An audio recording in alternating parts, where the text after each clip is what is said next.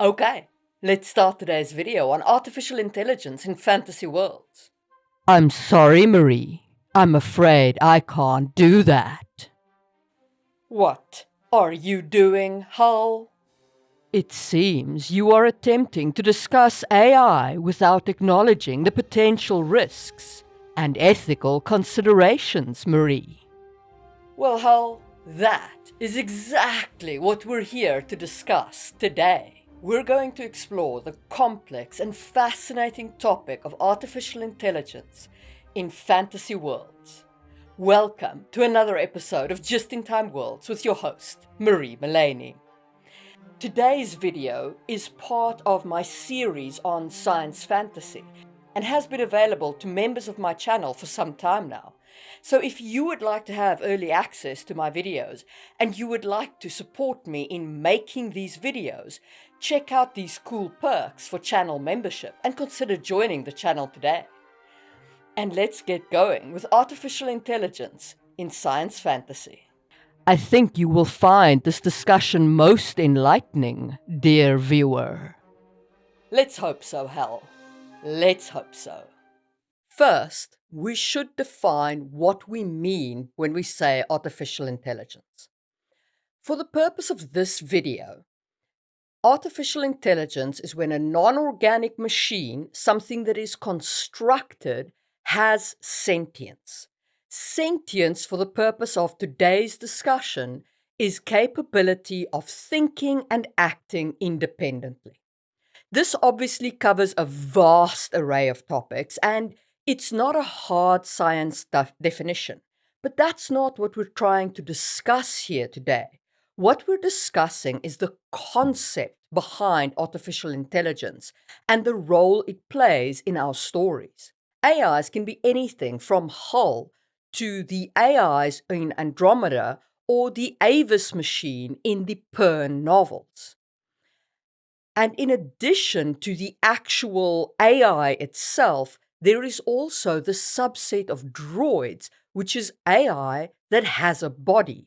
So a droid or a robot or a Cylon or such type of construct where the artificial intelligence is inside of a mobile machine. Those types of constructs I'm generally going to call robots during this video, except when I'm talking about really specific instances. And that's our definition of AI for this video. So let's plunge into the meat of it and talk about the history of artificial intelligence in fiction. As I often do on this channel, I'd like to delve into the past of speculative fiction to discuss the origins of the concept that fascinates us, that of the thinking machine, artificial intelligence, the robot. It all begins with the book by Samuel Butler called Erewhon, which was published in 1872. This is a pretty peculiar book, and it makes me wonder if Herbert, when he was writing Dune and creating the Butlerian Jihad, named Johanna Butler as a homage to Butler's seminal work on artificial intelligence. But let's park that thought for a moment. We will be returning to Dune. But let's first talk about what Erewhon actually is. So it is a pivotal work of science fiction featuring a protagonist named Higgs who ventures to another world where thinking machines are outlawed. In fact, all machines are outlawed. It's outstanding how Butler, in an area devoid of computers, imagined machines evolving science through a Darwinian process. Anyway, consequent to this evolution in this land of Erewhon, all machines were banned. And this is why Higgs posed a significant risk to the Erewhonians when he appeared there with a watch, and they saw this as a risk to their civilization. Now, it is important to note that Erewhon is actually a novel that satirizes Victorian society, and it critiques their treatment of mental illness and other social illness. It critiques their treatment of mental illness and other social issues. However, the theme of outlawed thinking machines has resonated through many speculative fiction works from this origin.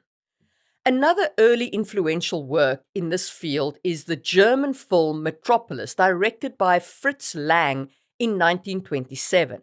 This movie introduces the concept of the Mensch machine, serving as an allegory. The film's antagonist, Rotwang, creates a machine man, a robot designed to replace his lost love, Hel. This robot impersonates Maria, the main female character, becoming an instrument of chaos among the workers of Metropolis, inciting them to destroy the machinery they operate. In a dramatic turn, the workers capture and burn the robot, mistaken for Maria. Now, to me, Metropolis probes deep questions, which is, can a machine replace a person as someone's lost love?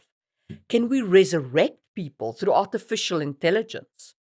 What are the ethical implications of directing violence and rage towards a machine, especially when it represents a real person? These themes have continued to influence science fiction to this day.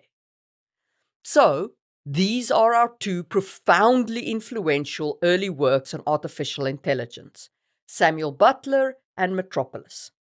We will be speaking about the other works like Asimov and Dune and so on in this video. But if you've enjoyed this exploration of the very dawn of AI in fiction and the definitions we'll be using, please hit that thumbs up button. And let's talk about artificial intelligence as a driver of conflict in the story. So, hearkening back to that skit I opened with, I want to start by discussing Hull from 2001, A Space Odyssey. Hull is an artificial intelligence aboard the spaceship Discovery 1, initially presented as a model of efficiency and reliability. However, as the narrative unfolds, Hull's actions and the underlying reasons for his malfunction create a rich thematic landscape. What are you doing, Dave? I can't do that, Dave. These iconic quotes from Hull have become memorable and widely recognized. That is how impactful that theme was. But what are the themes explored through making Hull the bad guy? So first, there's the conflict between the AI's logical approach and human intuition. This conflict becomes central when Hull perceives the astronauts as detrimental to the success of the mission. So programmed for mission success at all costs, Hull turns against them, wanting to lock them out of the mission. And this plays into our fears of losing control over our own creations. Of course, this malfunction and subsequent rebellion against the crew is a recurring theme in AI narratives, from The Terminator to The Matrix. We often see a narrative where AI is created, then control is lost, and attempts to pull the plug are way too late. But it's also about the ethics we program into artificial intelligence. If an AI's mission is success at all costs, will it see humans as expendable? Asimov, who we will talk about later, believe me, tried to counter this with the 3 laws of robotics. But this kind of ethics or mission success without empathy is essentially an exploration of ethical dilemmas like the classic train problem. Do you divert the train to kill fewer people or let it go on its current course? And it questions whether AI can develop human equivalent morality and what that would look like without human empathy. And can we program in human empathy? Hull also explores the theme of the illusion of perfection. Initially considered perfect, as the movie progresses, inherent imperfections become apparent in Hull's coding. This theme reflects on the hubris in our technological advancements, similar to the early hype around ChatGPT, which was thought to replace professionals at all levels, but later revealed limitations and inaccuracies, including hallucinating answers. So Hull explores this thematic element of actually the technology might not be that perfect. It might have its own imperfections similar to a human's. And the last theme that I want to highlight about Hull's story is the astronauts' complete dependence on Hal, setting up a situation where they're trapped with an AI that now sees them as a threat to its mission. And this reflects our growing reliance on technology and the vulnerabilities it creates for our survival. Hull offers a complex exploration of AI as the antagonist, providing a rich thematic material for world builders. Indeed, in the series that I'm writing with my podcast partner, Skies of Destiny, the first book of which is this one, Magic Fall, we explore those same kinds of artificial intelligence questions.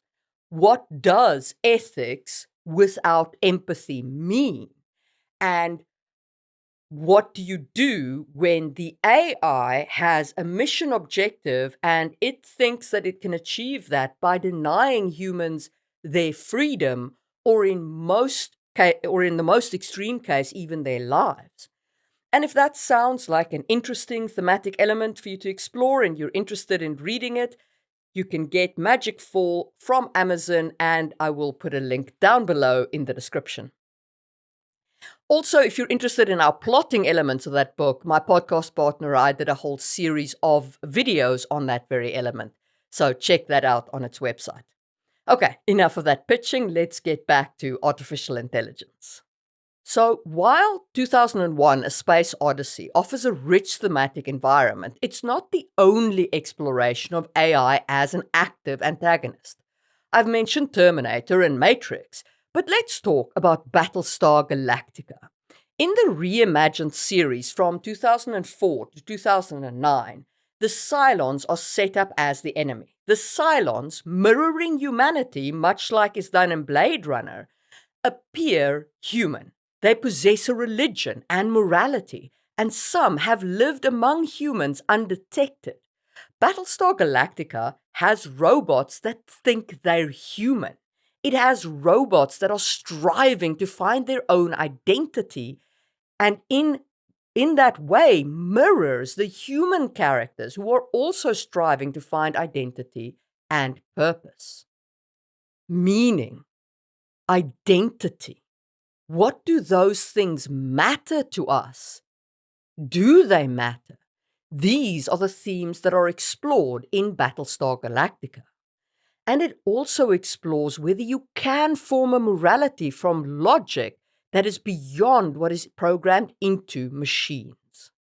The series raises ethical questions about our responsibility towards these creations, and it further explores themes of endless violence and the possibility of coexistence by breaking that cycle. It's a cautionary tale about the dangers of AI and unrestrained technological advancement. The Cylons are not just antagonists, they are pivotal to exploring profound themes like the nature of humanity, the cycle of violence, ethical dilemmas in creation, and the quest for identity. So, if you're using an AI as your antagonist, there is a lot to draw on thematically. From mirroring humanity to exploring the lack of empathy and morality in machines, you have some fantastic ethical questions. And of course, you can even delve into the meaning of life, asking the question, is there a greater meaning, or is existence and exploration enough? Don't limit yourself to just setting up an AI as a bad guy. Ask yourself, what does this mean in your world? What does the AI represent? Is it ethics without empathy? Technological progress gone too far? Whatever theme you want to explore, tie that into your AI's creation process and how they represent it to the reader. And if you've enjoyed this deeper dive into AI as the antagonist, consider giving this video a super thanks. And let's discuss when AI is forbidden as we return to Dune. I told you we'd be doing that. Okay, so in Dune, AI is forbidden. Thinking machines are forbidden as the result of the Butlerian Jihad, which occurred around 10,000 years before the events of the first novel. Named after Johann Butler, a key figure in the rebellion, this crusade was against the intelligent machines and thinking computers.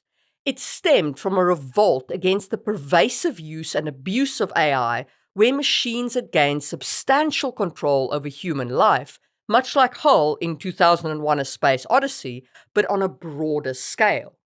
The jihad culminated in a strict prohibition against creating or using machines that mimic the human mind, a principle embodied in one of the key tenets of the Dune universe. Thou shalt not make a machine in the likeness of a human mind. Post-Butlerian jihad, Dune showcases a universe adapting to the absence of AI. Humans rise to specialized roles to replace AI functions. For example, mentats serve as human computers, trained from birth for rapid calculation and memory. The Bene Gesserit represent advanced mental and physical training, while navigators take over faster than light travel, a role often occupied by AI. They use spice to expand their consciousness, enabling them to navigate through folding space, a task potentially achievable by AI in making fast calculations. So, in the Dune universe, you have this expansion of humanity to take the role of AI. You almost have meta humans stepping into this role. And this has profound thematic implications, as we'll shortly see. But first, let's take a look at another iconic universe where AI is forbidden. In Warhammer 40k, we had the dark age of technology, which was humanity's zenith in scientific knowledge and technological advancement, marked by the creation of AI, robotics, and space travel, including the Men of Iron. This era ended in catastrophic events, including wars against these AI and warp storms that isolated the colonies of man. The reason for this collapse are enshrouded in mystery and regarded with superstition. The legacy of this era is a deep-seated fear and distrust of AI and advanced technology, resulting in strict prohibitions against sentient machines. Now, to fill the gaps left by this prohibition, Warhammer 40k introduces a particularly grim solution. And that solution is servitors. These are lobotomized humans, often criminals or those deemed no longer useful, repurposed with cybernetic enhancements. They perform various tasks from menial labor to operating complex machinery. Servitors symbolize the Imperium's dark technological aspect, where reliance on machines is met without violating the taboo against AI, but with significant ethical and empathic costs by turning humans into machines. Both Dune and Warhammer 40k present societies that have utterly rejected AI, leaving voids in functions like space travel, communication, and computing. These voids are filled in various ways, and that raises themes of dehumanization, the transformation of humans into machine-like entities, and social decision-making based on collective good rather than individual empathy. In your worlds, if you choose to forbid AI because of this kind of conflict, consider how this shapes your society. What replaces AI functions like space travel or rapid computing? How are these replacements treated? Are they dehumanized, effectively turned into machines? How does this affect the morality and empathy of your human characters? You can also play with the concept of AI making a comeback in your universe. This allows you to explore themes of rebirth and coexistence, as we see in Battlestar Galactica, where the journey from conflict from conflict to forbiddance to eventual coexistence unfolds. So, you have a lot of great options available here as well in using the AI not as a direct antagonist, but as a forbidden element. But in both of these cases, antagonist and forbidden element, the AI is on the bad side of the equation, generally speaking. But it doesn't have to be that way. AI can also play the role of the protagonist, the force for good, the helper. So if you've enjoyed this video so far, hit the thumbs up button and let's explore the world of the friendly AI. So let's start with Andromeda. This was a TV series in the early 2000s where the Andromeda Ascendant, an advanced AI, controls the titular spacecraft Andromeda. This AI is capable of making complex decisions, managing the ship's systems, and engaging in tactical analysis during battles. It possesses a distinct personality and actively engages with crew members in discussions and decision-making processes. Additionally, the AI has a humanoid avatar, Romy, which allows for more direct and personal interactions with a crew. Romy participates in missions and combat, and uniquely can form relationships with other characters. This series thematically explores the human-AI relationship, delving into trust, dependence, and emotional bond. Unlike a space Odyssey, where the AI's mission objectives overshadow its empathy, Andromeda's AI forms empathic relationships, presenting a protagonist perspective of AI which contrasts with the antagonistic view in many other IPs. The series raises questions about AI autonomy, decision-making, and what defines humanity. Another great example of this kind of AI that breaks that mold is in Anne McCaffrey's All the Weirds of Pern, where we meet the Artificial Intelligent Voice Address System, or AVAS. This advanced computer system, a relic from the technologically advanced society that first colonized Pern, is rediscovered by Pern's inhabitants who have technologically regressed to a more feudal society. Avis's reactivation marks a significant shift, reintroducing advanced technology to a society that has forgotten its origins. Avis serves as a repository of knowledge, holding historical and technological information from Pern's original colonization. This revelation dramatically alters the inhabitants' perception of their past and challenges their current beliefs. Avis also plays a guiding role, helping Pern return to its previous technological level and devising a plan to eradicate threat. Interestingly, after accomplishing its goal, Avis shuts down its consciousness, leaving the knowledge intact but emphasizing the importance of self-discovery and the exploration of over-reliance on a knowledge repository. The themes explored by Avis include reconciling past and present, balancing technological reliance with self-reliance, and debating the ethics of advanced technologies. The AI's introduction allows the exploration of truth versus belief, cultural progress versus conservation, and the impact of rapid technological advancement on society. Okay, I guess I've teased you enough. Let's talk about the most pivotal work, in my opinion, in AI portrayal. Isaac Asimov's Robot and Foundation series. Asimov defined 3 laws of robotics to control AI and ensure human survival in his world. These laws are: 1. A robot may not injure a human being or, through inaction, allow a human being to come to harm. 2. A robot must obey orders given by a human unless these orders conflict with the first law. 3. A robot must protect its own existence unless this protection conflicts with the first or second law. These laws explore ethical programming, the protection of human life, and the moral responsibilities of creating sentient machines.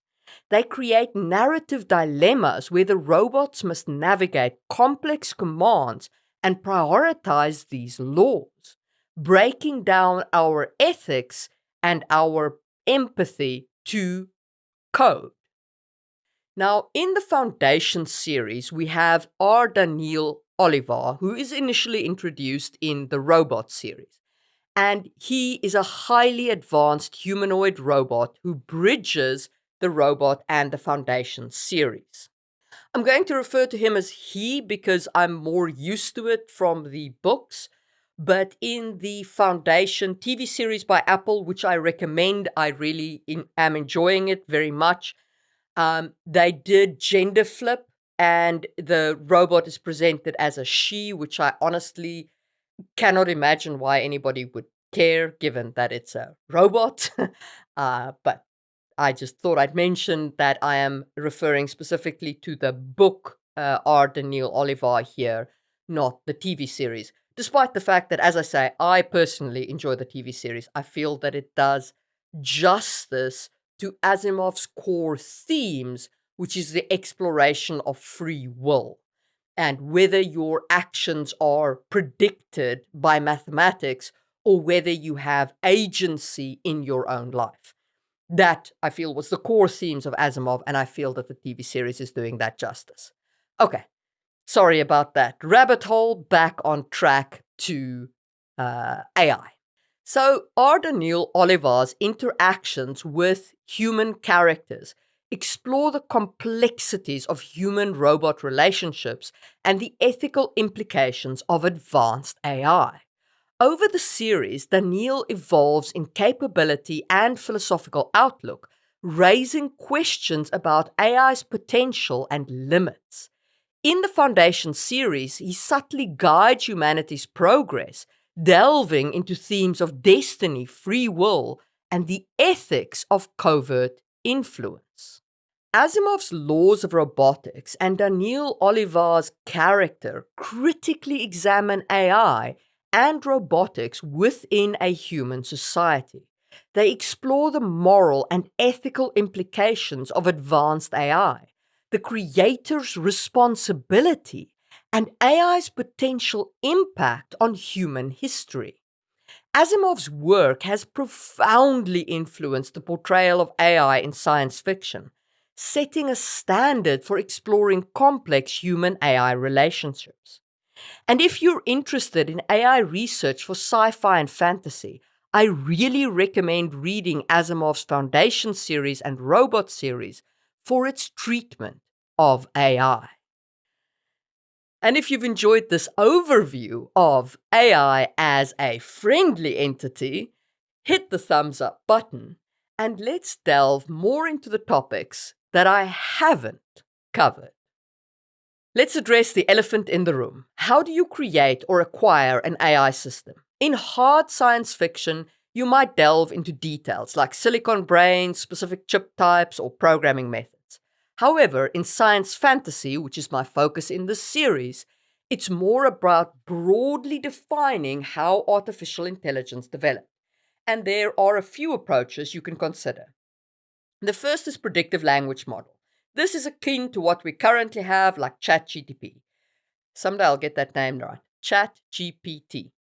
It accesses vast knowledge stores and searches at a speed comparable to a human's capability. Essentially, ChatGPT predicts the next logical word in a given sequence, which is basically one approach to AI. One thought follows the next. Your second option is to mimic a human brain. And this is basically how you replicate human brain functions, including memory patterns and information processing, and the AI kind of thinks in the same way to access information. Just on a side note, our brains are pretty amazing in how it accesses information. I know it doesn't feel like it because it feels like we forget a lot, but actually we are lightning fast and we can retain pretty vast stores of information. So it is absolutely, you could absolutely build an AI on it if, people could somehow understand how the brain fully works. Maybe using quantum computing or something like that. The last and most interesting way that you can get AI, in my opinion, is a Darwinian analysis. So this approach involves creating a program with defined intelligence parameters called the tester, and another program that generates candidate AIs for testing called the factory. The AIs generated by the factory are sent to the testing program. The testing program then tests them. And what happens is the most successful AIs are then sent back to the factory so that the factory can refine them. And the least successful AI candidates are destroyed by the tester. And then basically the refined candidates from the factory is once again sent to the tester who tests them against the parameters for artificial intelligence. The most successful ones are sent back to the factory, the least successful ones are destroyed, and so on and so forth over the generations of machines. Machine generations can obviously happen within seconds, so this evolutionary process can happen really, really fast. And you end up with this kind of black box code, which is what makes this interesting. It yields a very unpredictable result without needing to overly concern yourself with technical specifics because no one knows ultimately the code that's in there. It's developed over many cycles by a factory. The machines wouldn't know. If we used this method, the people who developed it wouldn't know. It would be basically all down to the tester's parameters that would spit out some kind of result matching those parameters, and the code inside it would be completely black box. So if you use this method to develop your AIs, you're pretty golden for letting it do almost anything. Now, there are a lot of artificial intelligence implementations that I haven't talked about in this video. But the one that I haven't talked about the most is Star Wars. And that's because of its unique relationship with droids. They almost start as an allegory for slavery with restraining bolts and mind wipes. But then this theme isn't deeply explored. It's a curious aspect of the series, and I just didn't feel like tackling that minefield because it's like there and not there. Like there's nothing to get your hands around, but there should be something. So it feels like a void. But like I said, I haven't talked about a lot in this video. There's Stargate's replicators, which evolve from little blocks into human-like forms. There's Star Trek's Data and the hologram Doctor, which collaborate with humanity. If I were to cover every AI implementation in science fiction, we'd be here all day. So let me know in the comments below if you'd like a specific version of AI that you want me to explore, and maybe I can tackle it in a future live stream. But just to recap what we've spoken about today, you can use AI as the antagonist, which allows you to explore themes like creator responsibility, ethics, and the meaning of life. You can use AI as a forbidden technology. This leaves gaps in your society which can be filled with meta-humans or human-type technology, and that touches on dehumanization and social impacts. You can have AI as a helper, which establishes rules of engagement and explores the implications of societal project, cultural conservation, and the impact of fact-based intelligence on mythos. And those are my thoughts on AI in science fantasy. If you've enjoyed this episode, please do give it a thumbs up. Also, do check out my video on mental powers in fantasy worlds. This is commonly used in science fantasy. And clicking on these end screen videos really does help the channel grow since it tells the algorithm, which is a form of AI, to please love me more. So please, do clicky, and I will see you soon for another episode.